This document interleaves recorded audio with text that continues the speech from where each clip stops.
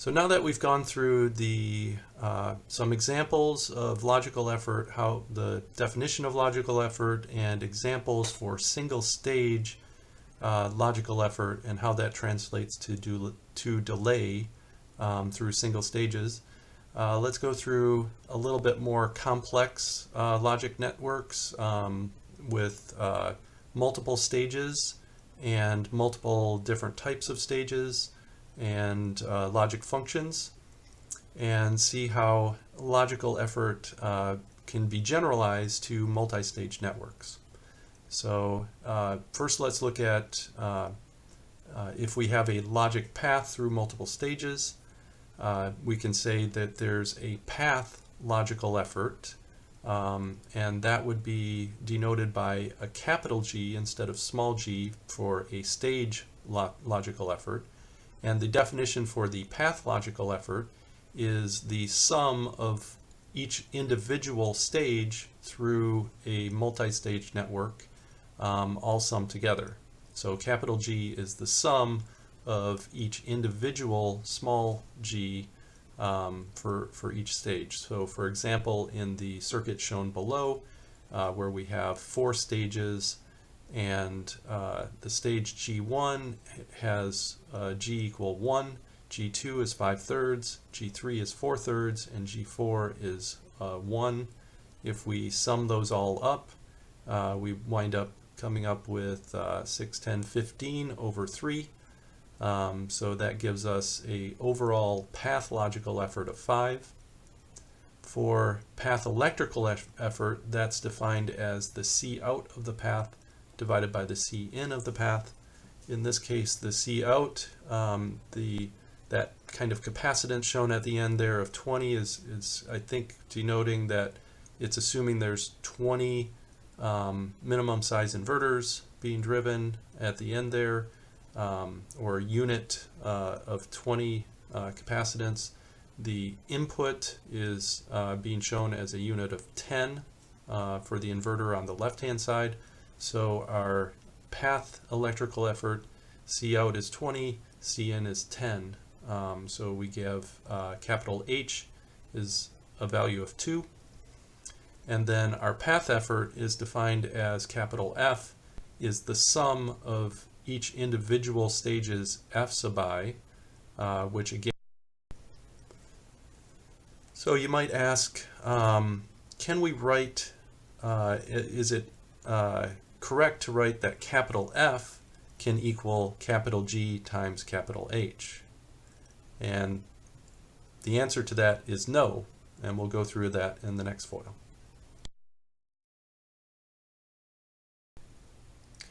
So is path effort equal to path logical effort times path electrical effort?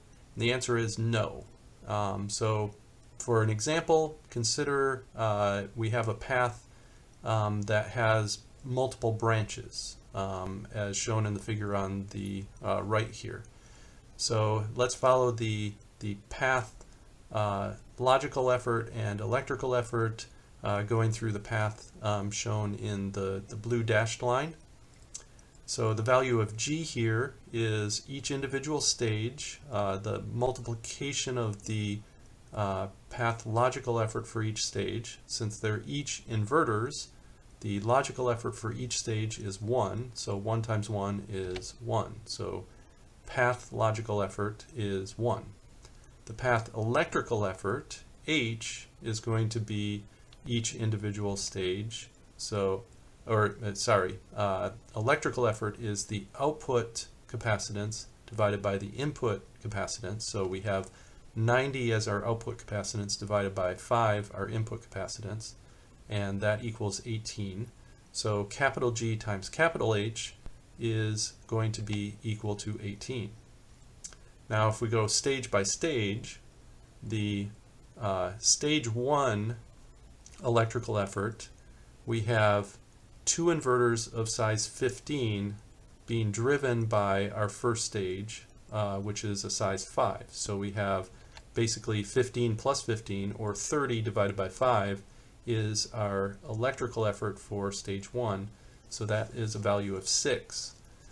For stage 2, it's the lower bright inverter, size 15, driving a size 90 output capacitance. So 90 over 15 is 6. So we take G sub 1 times H sub 1. If we try multiplying that by, or the overall path effort is going to be the multiplication of each individual stage, G sub 1, H sub 1, with G sub 2, H sub 2. And those values come out to a value of, since G sub 1 and G sub 2 are both 1, H sub 1, H sub 2 are 6, times 6 is 36. 36 is 2 times the value of capital G times capital H. So we cannot say that capital F will equal capital G times capital H for all types of paths that we can draw or devise in our circuits. So keep in mind the definition of path electrical effort and path effort is different than stage electrical effort and stage effort. So as we saw in the previous foil, having branching of multiple paths coming out from a single driver can cause your path effort to not be equal to your path logical effort times the path electrical effort. So this introduces the concept of an additional branching effort. So branching effort will account for branching between different stages in a path. So this new concept, we have a small sub b for a stage branching, and small sub b is defined as the capacitance on the path plus the capacitance off the path divided by the capacitance on the path. So for a given stage, if you look at the path that you're following, there's a given receiver that is your C sub on the path, and then there's all other parallel receivers that might be off path. So you add that amount of additional capacitance and then divide by the capacitance that you have on the path, and that gives you the per stage for a given path through that stage, what the branching effort is. And then the overall branching effort for your path, stage by stage, is the product of each individual stage branching effort multiplied by each other stage by stage. So capital B is the product of all the small sub b's through the full path. And then when we try computing the overall path effort, capital F, that will be equal to your capital B branching effort times your capital G, capital H. So for the multiplying your branch effort by your logical effort by your electrical effort for the path. And with that, note that the product of all your electrical effort stage by stage will equal your branch effort for the overall branch times for the overall path times the electrical effort for the overall path. So now when calculating the overall delay through a multi-stage logic path, we can look at the overall path effort delay, capital D sub F, is going to be the sum of your effort delay for each stage, and your path parasitic delay, capital P, is going to be the sum of all the parasitic delays per stage.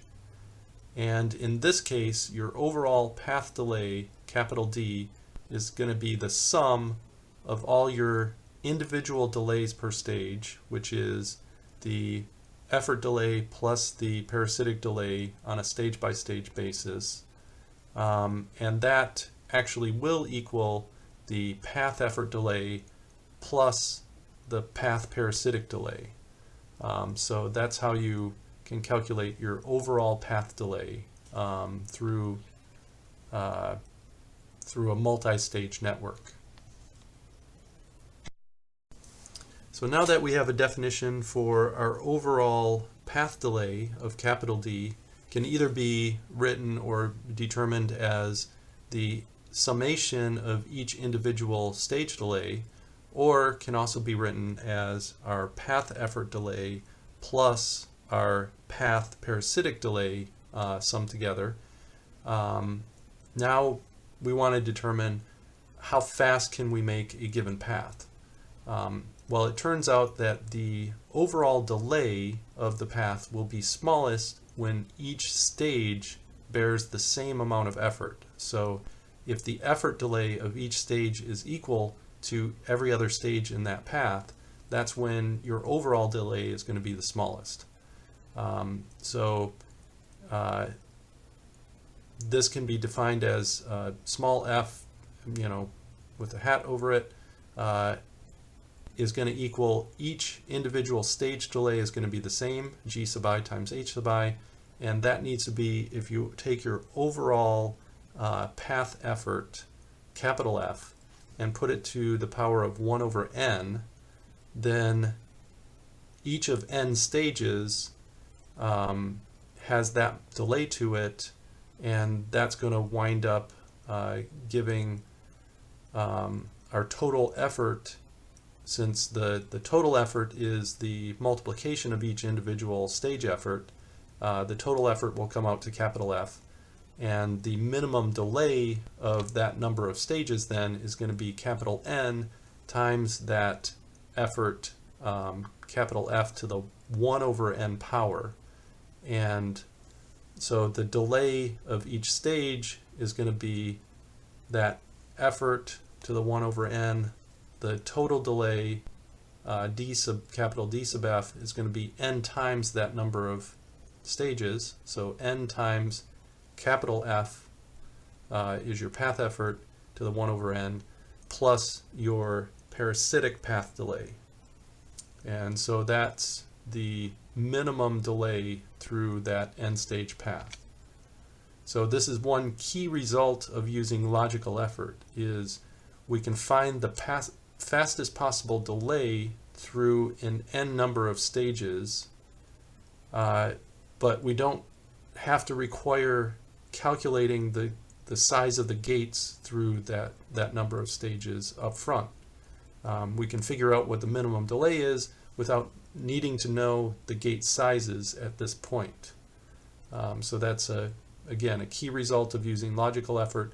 Once we know what we're actually going to be driving, what the output circuits are, we can go back and calculate the gate sizes, but we don't need to know the gate sizes up front in order to know what the fastest possible delay is that we can design.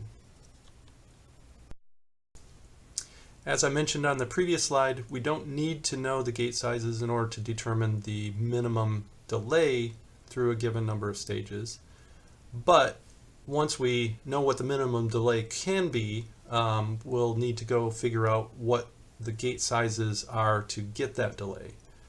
So let's go through some how we would do the equations for that. So we have the minimum delay F hat is going to equal G times H, and H, keep in mind, is your C out over your C in for a given stage. So we can use that equation of F equals G times C out over C in, and if we know how much we need to drive at our output for a given set of logic, then we can calculate C in is going to equal, for a given stage, G sub I times C out of that stage, C out sub I, divided by that minimum value of F that we already know. So working backward, we can apply that capacitance transformation to find out what input capacitance for each gate for given the load that it will drive, and then we can work our way backward stage by stage And once we get to the final input stage, we can verify whether if we have some sort of spec on the input capacitance that is a certain maximum input capacitance that we need for our logic cone, we can make sure that we met that input cap spec once we're done with our work. So let's go through an example of this in the coming foils. So here, let's go through an example.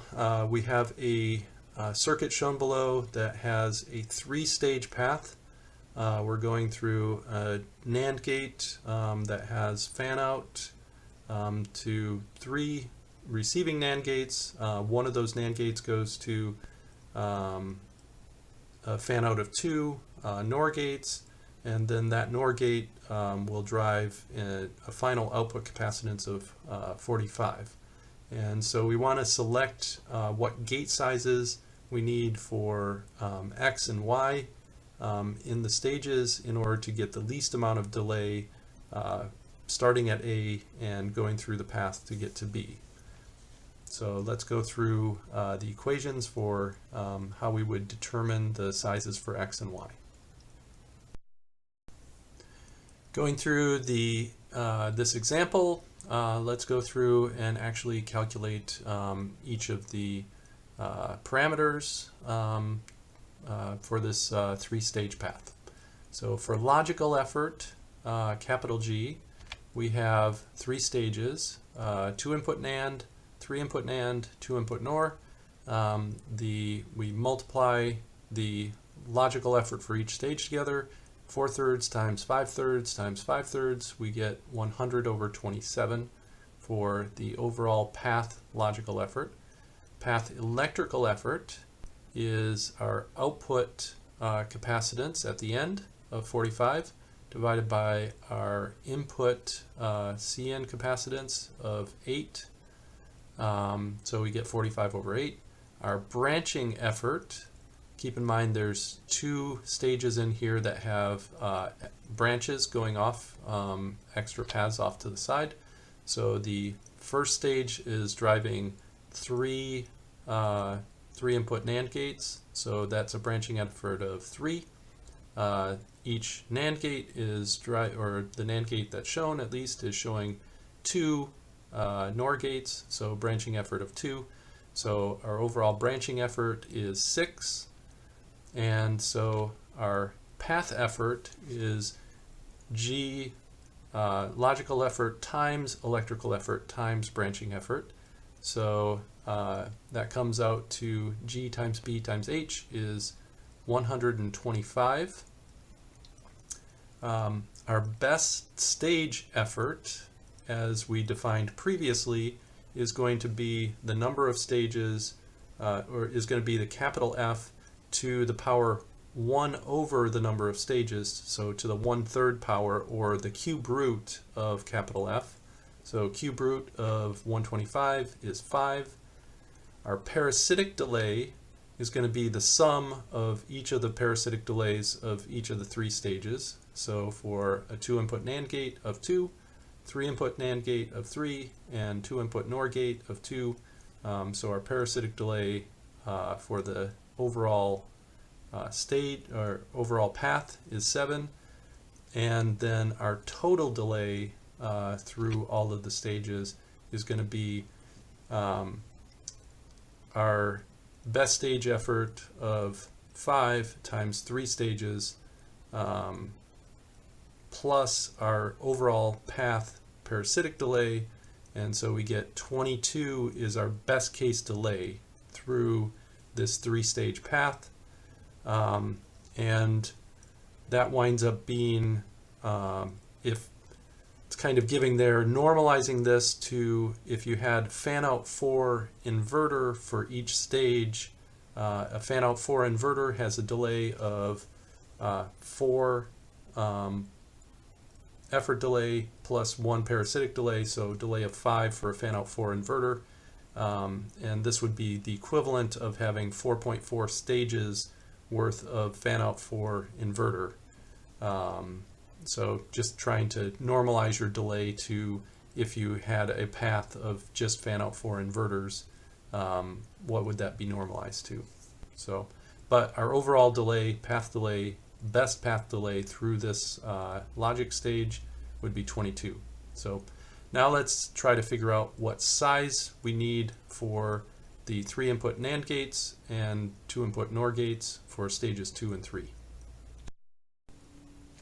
So now that we've calculated the best path delay that we can get through this and the minimum stage effort that we can that will provide the best path delay, now we can actually determine what sizes gates we need in order to produce that minimum stage effort and minimum path delay. And the way we do this is we have to start with the final output drivers. If we need to know what capacitance we need to drive at the output of our logic, and then we can size the final output drivers and work our way backwards with sizing as we're going. So we'll start with that. So the first thing that we need to size is our 2 input NAND gate or NOR gates that are driving the output signal B. And we use the equation that we determined a couple foils ago, where the minimum effort delay per stage can be refactored such that we can find, if we know the minimum effort delay, which we already calculated in the previous foil, and we know C out, and we know our stage effort, stage logical effort, we can figure out what the C in value needs to be. So in this case, Y is going to be our C in value. G sub I is the logical effort for a 2 input NOR gate. C out is our output capacitance that we need to drive, which is 45 unit capacitance. And the minimum effort is the value that we figured from the previous foil, which was a value of 5. So our value of Y is going to be 45, which is our C out, times the logical effort for the 2 input NOR gate, which is 5/3, divided by the minimum effort of 5 that we calculated in the previous foil. And that gives us a Y of 15. Now that we know Y of 15, we know the capacitance that the 3 input NAND gates are driving. They're driving 2 times Y, and so we can take the same equation, 2 times 15. They have two input NOR gates that they're driving, so 2 times 15, times the G sub I for the 3 input NAND gate stage, which is 5/3, divided by the minimum effort of 5 that we determined from the previous foil. So the size of the 3 input NAND gates are going to be size 10. Now we can actually convert that size 15 and size 10 to actual P and N sizes based on the gate sizes that we have. So in this case, we wind up with our NOR gate needs size 15 total. So that means, keep in mind, for a 2 input NOR gate, the N sizes are going to be 1/4 the size of the P, because of the way the P has 2P in series, so they need to be 4 times as large as the N in order to be the same delay for your pull up versus your pull down, the same strength. So in order to have your PN ratio be a factor of 4 and the overall capacitance to be 15, that works out to 12/3. Working our way backward, the 3 input NAND gate needs the NMOS sizes for 3 in series,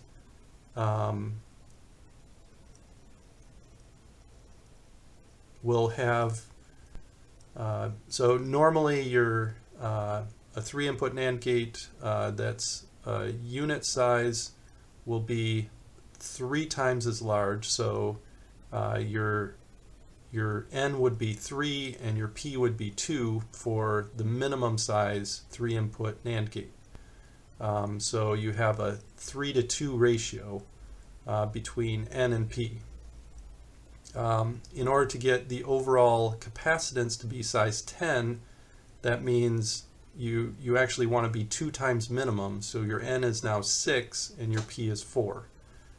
So the ratio of P to N is a 2:3 ratio, and in order to get an overall capacitance in Cin of 10, you need to multiply that by 2 and get a 4/6. And then finally, for your 2-input NAND gate at the beginning, we said we wanted to start with a size 8, and so that would be, for a 2-input NAND gate, the NMOS and PMOS are equal in size. In order to, the minimum size 2-input NAND gate is usually size 2 for N and size 2 for P. This is going to be 2 times the minimum in order to be size 8. So you have a P of 4 and an N of 4. And so turns out this does work. The first gate is not overloaded by the following gates, and this will give you your sizing for your overall path delay. So as another example, this is actually a very common thing to happen in everywhere in your design, is you have some output that needs to drive a really large load. So in this particular case, you might say, well, we can just put a single inverter there to drive this huge load. That might not be the best as far as the fastest solution. So let's say we have an example here of we just need to drive a load that's size 64, and we're starting with a driver that is only size 1. So the question is, how many stages should you use? Should you just have your initial driver of size 1, or should you put additional inverters in the stage in order to help drive that large load? As I mentioned, minimizing the number of stages isn't always the fastest way to do it. So let's go through this example here. First of all, note that the overall path delay, again, is going to the equation that we've talked about before. It's going to be capital N, number of stages, times your path effort to the 1/n power. As long as you've sized your number of stages optimally, the fastest delay is going to be your overall path effort to the 1/n power, plus the number of path parasitic delay. And that's going to, in this particular case, equal N times your overall output load is 64, so 64 to the 1/n, plus number of stage delays. Since we're talking just inverters here, your parasitic delay is going to, per stage, is just going to be 1, so N number of stages is going to be N. So let's go through and calculate that for each of the cases shown in the figure on the right there. So going through the first one, where we only have a single driver, the value of N is 1. That means your value of F is going to be 64. 64 to the 1 power is 64. And your overall D is going to be that 64 plus your parasitic delay of 1, so 65. Going to the second one, we now have 2 inverters in series. I've already shown the ideal sizes for those inverters, where the first one has a fan out of 8, so a factor of 8 to the first inverter, and then a factor of 8 from that to the final output load to get from 1 to 8 to 64. And so those are already sized ideally. So in this case, the value of n is 2. The value of f is 64 to the 1 over n, or square root of 64, which is 8. And that means your value of d is going to be 2 times 8 plus 2. So we get 16 plus 2 is 18. Going to the third solution there, where we have 3 inverters, the ideal sizes are already shown there. So the value of n is 3. The value of f is 64 to the the cube root of 64 is 4, and the value of d is going to be n times f of 12 plus n is 15. So it turns out that one's the fastest, because if we calculate the fourth one, we come out with a value of 15.3. So even though the third one is the fastest at 15, the fourth one at 15.3 is actually really close. And so you could make arguments depending on whether you want an inverted version of the signal at the very end when you're looking at your data path load, or a non-inverted signal. They're close enough in delay where you could easily use either of the two solutions and get approximately the same really fast delay, and then you can determine whether an inverted version or non-inverted version logically is what you want at your data path load area. So just another example of how to use this to do relatively quick calculations to figure out what the optimal solution will be without actually having to go in and do simulations. So it's kind of quick, easy, allows you to do it almost in your head to some extent once you get used to it, and very powerful tool to use to try and design logic that is minimizing your delay.